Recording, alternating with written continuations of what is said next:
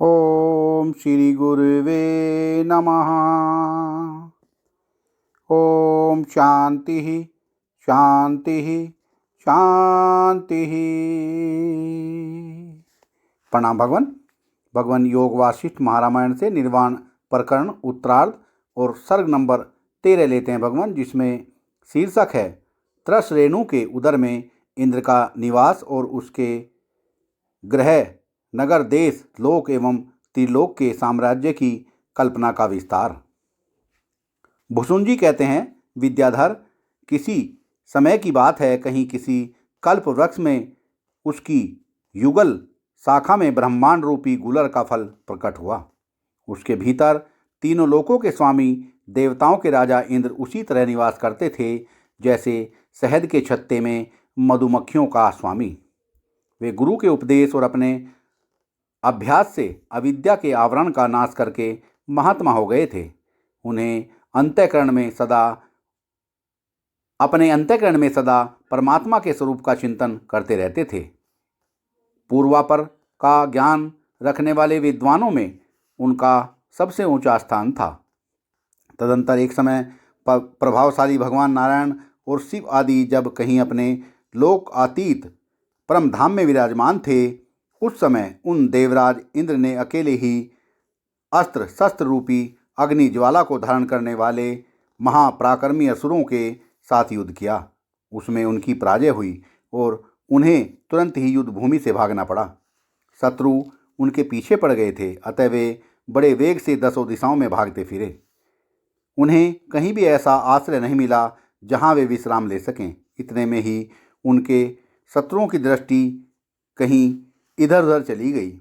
उस समय इंद्र को छिपने के लिए थोड़ा सा अवसर मिल गया। उन्होंने अपने संकल्प जनित स्थूल साकार रूप को शांत करके अपने अंतःकरण के भीतर ही सूक्ष्म भूत में विलीन कर दिया और अत्यंत अनुरूप होकर बाहर सूर्य की किरणों में स्थित किसी त्रस रेणु के भीतर संकल्प मात्र से प्रवेश किया। वहाँ उन्हें शीघ्र ही विश्राम प्राप्त हुआ। फिर तो उन्हें युद्ध की बात भूल गई और इसलिए वहाँ से बाहर निकलने का संकल्प भी निवृत्त हो गया। वहाँ उन्होंने अपने रहने के लिए एक घर की कल्पना की और क्षण भर में उन्हें अनुभव हुआ कि घर का निर्माण हो गया तथा मैं उसमें रह रहा हूँ। उस कल्पित भवन के भीतर एक कमल के आसन पर बैठकर वे उसी तरह आनंद का अनुभव करने लगे जैसे अपने स्वर्गीय सदन में सिंहासन पर बैठकर किया करते थे। उस घर में रहते हुए इंद्र ने एक ऐसा कल्पित नगर देखा जिसके परकोटे और महल मणि मोती तथा मूंगे आदि से बने हुए थे। उस नगर के भीतर जाकर देवराज ने जब इधर उधर दृष्टिपात किया तब उन्हें एक देश दिखाई दिया जो अनेक पर्वत ग्राम गौशाला नगर और काननों से सुशोभित था। तत्पश्चात वैसे ही संकल्प से युक्त हुए इंद्र ने एक विशाल लोक का अनुभव किया जिसमें बहुत से पर्वत समुद्र पृथ्वी नदियाँ नरेश और उनके राज्य की सीमाएं दृष्टिगोचर होती थी। वह लोक क्रिया तथा काल आदि की कल्पनाओं से युक्त था। इसके बाद उसी तरह के संकल्प का आनंद लेने वाले देवेंद्र ने वहाँ तीनों लोकों को देखा जो पाताल पृथ्वी आकाश स्वर्ग सूर्य और पर्वत आदि अनेक पदार्थों से भरे पूरे थे।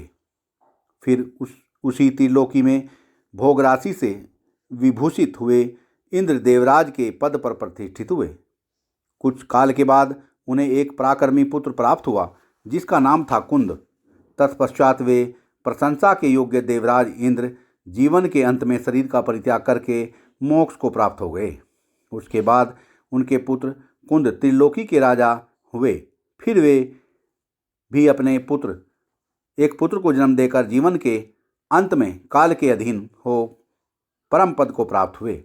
तदंतर कुंद का पुत्र भी पिता की तरह ही दीर्घ काल तक राज्य करने के पश्चात अपने पुत्र को राज सिंहासन पर बैठाकर जीवन के अंत में परम पद को प्राप्त हो गया। सुंदर। इस प्रकार उस देवराज इंद्र के सहस्रों पुत्र राज्य पर प्रतिष्ठित हुए और काल के गाल में चले गए।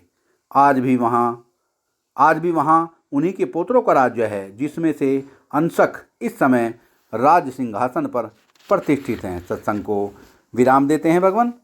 प्रणाम भगवान।